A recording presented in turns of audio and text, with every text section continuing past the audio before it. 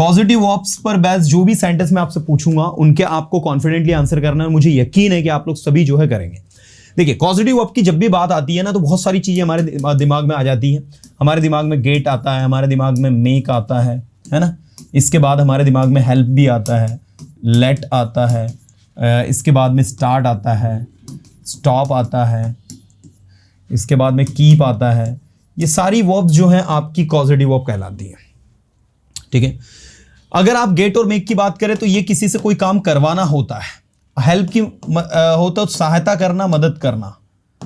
ठीक है, लेट का मतलब किसी को कोई काम करने देना, स्टार्ट का मतलब कोई काम शुरू करना या फिर करने लगना। ध्यान देने वाली बात यह है, शुरू करना है फिर करने लगना है। स्टॉप का मतलब होता है बंद करना, और कीप का मतलब होता है किसी काम को करते रहना। ठीक है, किसी काम को करते रहना। तो ये सारी की सारी सिचुएशंस हैं। अब आप यहां पर देखो, सबसे पहले जब भी आप किसी से कोई काम करवाते हैं, जैसे मैंने कहा मैं आपको इंग्लिश बुलवाता हूं या आपसे इंग्लिश बुलवाता हूं, I make you speak English. क्या बोलोगे इंग्लिश में? आई मेक यू स्पीक इंग्लिश। मैं आपको इंग्लिश बुलवाता हूं, I make you speak English. मैं आपसे सेंटेंसेस बनवाता हूं, I make you make sentences. मैं आपसे घर के सारे काम करवाता हूं, I make you do all the house hold work. तो जब भी किसी पर्सन से कोई काम करवा रहा हो, जो व्यक्ति जिससे काम करवा रहा हो वो दिया तो मेक लगाओ। लेकिन जब आप कहते हो मैं अपनी कार रिपेयर करवाता हूं, तो आई गेट माई कार। ये देखो, जहां पर्सन आप लिख रहे थे वहां गेट की जगह, वहां पर्सन की जगह माई कार आएगा। I get my car repaired. अब आप देख सकते हैं दोनों के बीच में क्या अंतर है। आई मेक यू स्पीक इंग्लिश, मैं आपको इंग्लिश बुलवाता हूं, and I get my car repaired, मैं अपनी कार रिपेयर करवाता हूं। मैंने अपनी कार रिपेयर करवाई तो गेट की सेकंड फॉर्म हो जाएगी got. I got my car repaired. मैं अपनी कार रिपेयर करवाऊंगा, आई will get my car repaired. ठीक है, अब आप देखो यहां पर मैं अपनी कार रिपेयर करवाता हूं, मैंने अपनी कार रिपेयर करवाई, और मैं अपनी कार रिपेयर करवाऊंगा। तो मैं अपनी कार रिपेयर करवाता हूं, I get my car repaired. मैंने अपनी कार रिपेयर करवाई, आई गॉट माई कार रिपेयर्ड। मैं अपनी कार रिपेयर करवाऊंगा, आई will get my car repaired. लेकिन मेक में अगर सेंटेंस बनाते हैं, आई मेक यू टीच, मैं आपको पढ़वाता हूं या आपसे पढ़वाता हूं। क्या पढ़वाता हूं? इंग्लिश। मतलब मैं नहीं पढ़ाता हूं, आपसे पढ़वाता हूं। I make you teach English. मैंने आपसे इंग्लिश पढ़वाई, I made you teach English. मैं आपसे इंग्लिश पढ़वाऊंगा, I will make you teach English. Now you can see, English लिख लेना आप। यहां पर आप देखो तो मेक के बाद में पर्सन आ रहा है, मेक के बाद में पर्सन आ रहा है, मेक के बाद में पर्सन आ रहा है, लेकिन गेट के बाद देखो ऑब्जेक्ट आ रहा है। यही डिफरेंस है और कुछ भी नहीं है। गेट के साथ में V3 लग रहा है, आप देख सकते हैं रिपेयर्ड, रिपेयर्ड, रिपेयर्ड, और मेक के साथ आप देख सकते हैं वर्ब की फर्स्ट फॉर्म। तुम मुझे हंसाते हो, यू मेक मी लाफ। तुम मुझे रुलाते हो, यू मेक मी क्राई। मैं तुम्हें रुलाता हूं, आई मेक यू क्राई। मैं तुमसे सेंटेंसेस बनवाता हूं, I make you make sentences. ठीक है, और इसी तरीके से जब आप कोई काम करवाते हैं, when you get something done, जैसे आपने कहा मैंने अपना कल ही टीवी रिपेयर करवाया, I got my TV repaired yesterday. मैंने कल 2 कारें बिकवाई, I got 2 cars sold yesterday. I got 2 cars sold yesterday. और मैं बिकवाता हूं, I get car sold. I get car sold, मैं कार बिकवाता हूं, मैंने कार बिकवाई। आई गॉट कार सोल्ड, मैं कार बिकवाऊंगा। I will get car sold, मैं कार बिकवा रहा हूं, I am getting car sold, है ना। तो ये एक छोटा सा कॉन्सेप्ट है जो आपको याद रखना है। इसके बाद नेक्स्ट देखो आप, जब बात लेट की आती है तो लेट मतलब क्या होता है? किसी को कोई काम करने देना। मैंने कहा मैं तुम्हें बोलने देता हूं, आई लेट यू स्पीक। मैं तुम्हें लिखने देता हूं, आई लेट यू राइट। मैं तुम्हें पढ़ाई करने देता हूं, आई लेट यू स्टडी। मैं तुम्हें वहां जाने देता हूं, I let you go there.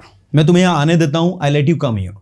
मैं तुम्हें सेंटेंसेस बनाने देता हूं, I let you make sentences. Back to back जो आपके दिमाग में आ रहा है आपको फटाफट फटाफट उसको बोलना है। मैं तुम्हें सेंटेंसेस बनाने देता हूं, I let you make sentences.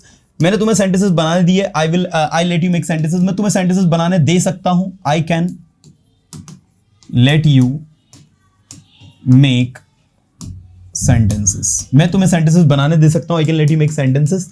मैं तुम्हें सेंटेंसेस बनाने दे सकता था, क्या कहेंगे हम? I could late you make sentences. मैं तुम्हें सेंटेंसेस बनाने दे सकूंगा, क्या कहेंगे बोलो? I will be able to let you make sentences, मैं तुम्हें सेंटेंसेस बनाने दे सकूंगा। I will be able to let you make sentences. तुम्हें वहां उसे जाने देना चाहिए। You should let him go.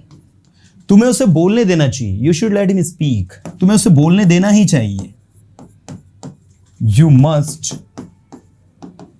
Late him speak. You must let him speak. ठीक है ना? तुम्हें उसे बोलने देना चाहिए, अच्छी एडवाइस है। You ought to let him speak. तुम्हें उसे बोलने देना है। You have to let him speak. You have to let him speak.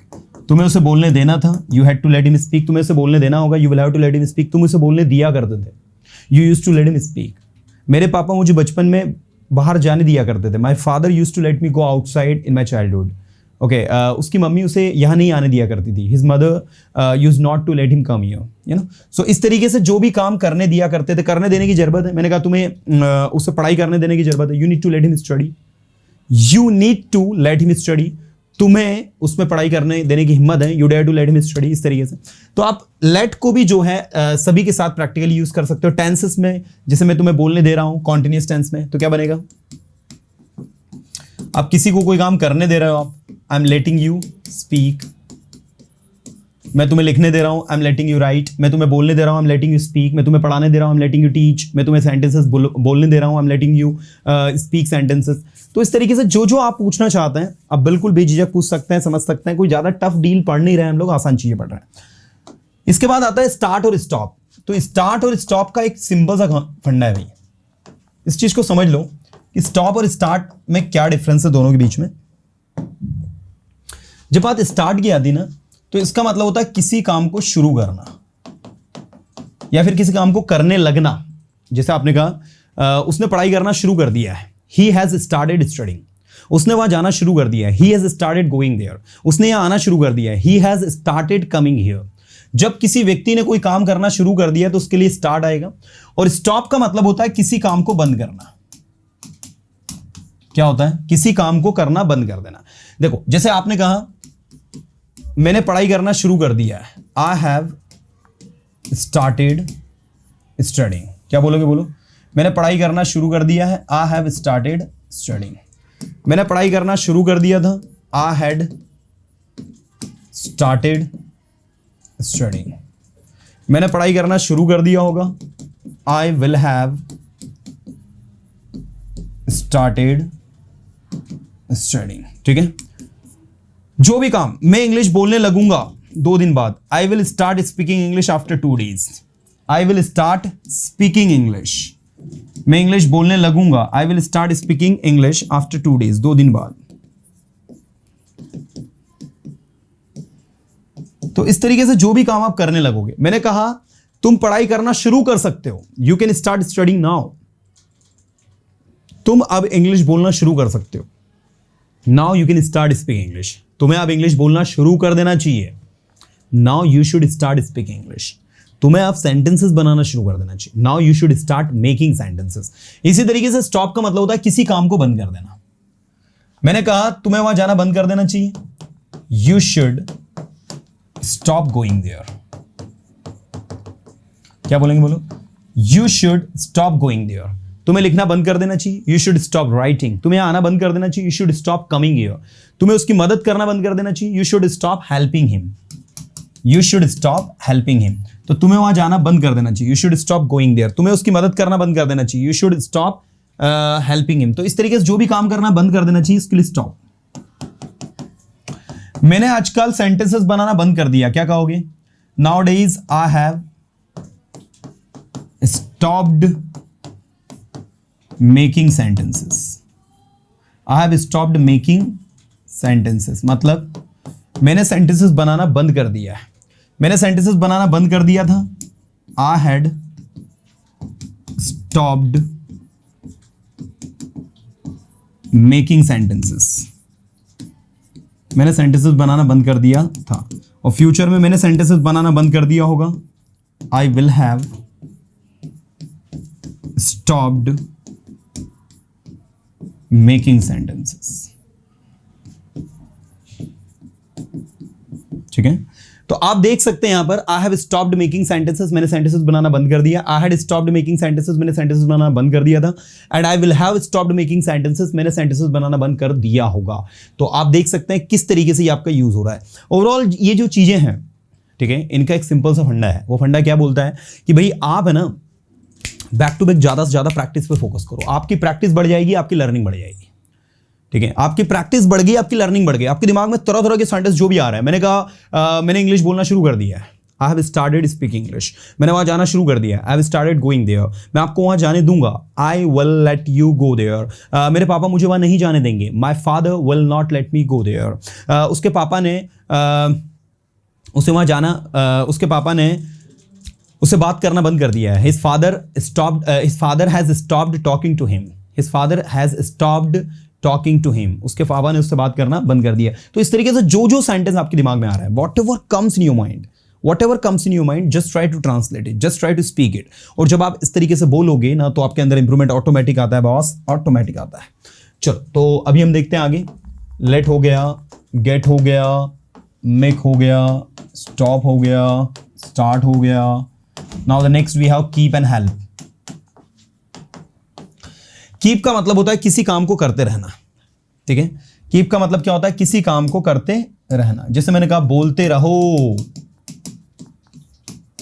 बोलते रहो, इंग्लिश में क्या होगा, कीप स्पीकिंग। क्या होगा, कीप स्पीकिंग। लिखते रहो, कीप राइटिंग। सेंटेंसेस बनाते रहो, कीप मेकिंग सेंटेंसेस, कीप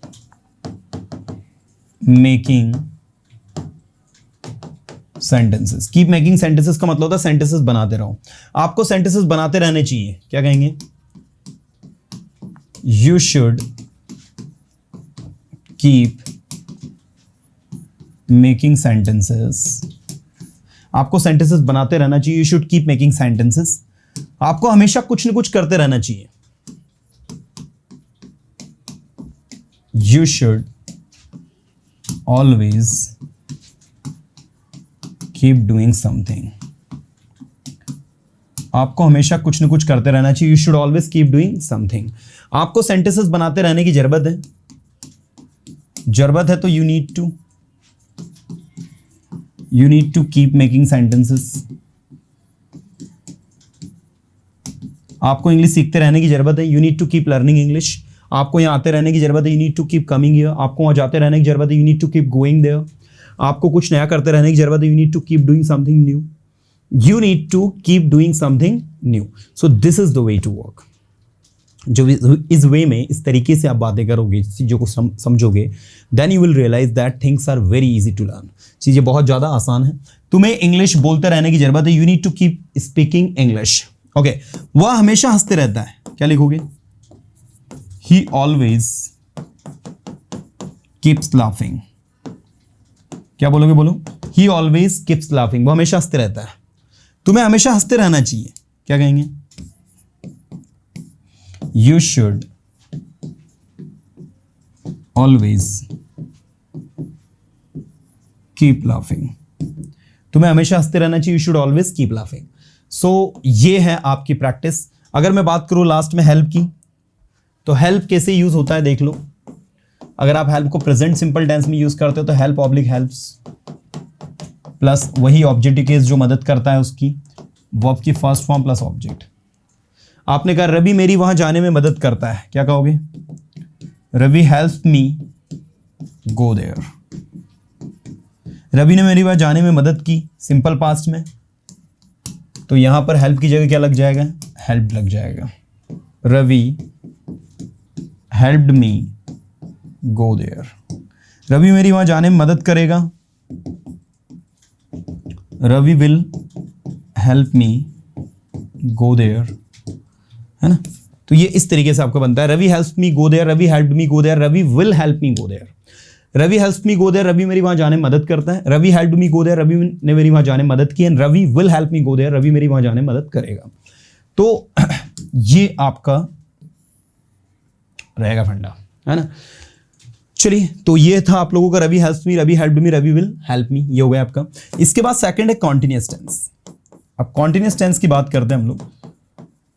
तो कॉन्टिन्यूस टेंस में आपको वर्ब में क्या लगाना होता है, आईएनजी। तो जहां आईएनजी आप लगाओगे वहां पर आप लिखोगे हेल्पिंग, कुछ इस तरीके से यूज करेंगे, रवि इज हेल्पिंग मी। इसके बाद आपको वर्ब की फर्स्ट फॉर्म प्लस ऑब्जेक्ट लगाना होगा। रवि मेरी वहां जाने में मदद कर रहा है, Ravi is helping me go there. ठीक है, Ravi is helping me go there.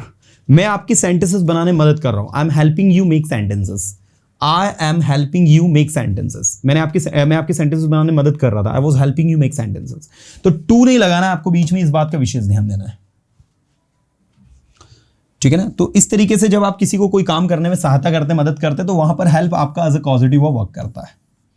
तो ये कॉजेटिव वर्ब आप सबके साथ लगाना चाहते हो, बिल्कुल लगा सकते हो, कोई डील नहीं है। मॉडल वर्ब में लगाना चाहो, I can help you speak English, में आपकी इंग्लिश बोलने में मदद कर सकता हूँ। I could help you speak English, में आपकी इंग्लिश बोलने में मदद कर सकता था। I will be able to help you speak English, में आपकी इंग्लिश बोलने में मदद कर सकूंगा। I should help you speak English, मुझे आपकी इंग्लिश बोलने में मदद करनी चाहिए। I must help you speak English, मुझे आपकी इंग्लिश बोलने में मदद करनी चाहिए। I ought to help you speak English, मुझे आपकी इंग्लिश बोलने में मदद करनी चाहिए। I have to help you speak English, मुझे आपकी इंग्लिश बोलने में मदद करनी है। I had to help you speak English, मुझे आपकी इंग्लिश बोलने में मदद करनी थी। I will have to help you speak English, मुझे आपकी इंग्लिश बोलने में मदद करनी होगी। आई used to help you speak English, में आपकी इंग्लिश बोलने में मदद किया करता था। I need to help you speak English, मुझे आपको इंग्लिश बोलने मदद करने की जरूरत है। तो इस तरीके से ही आपको बनाना है।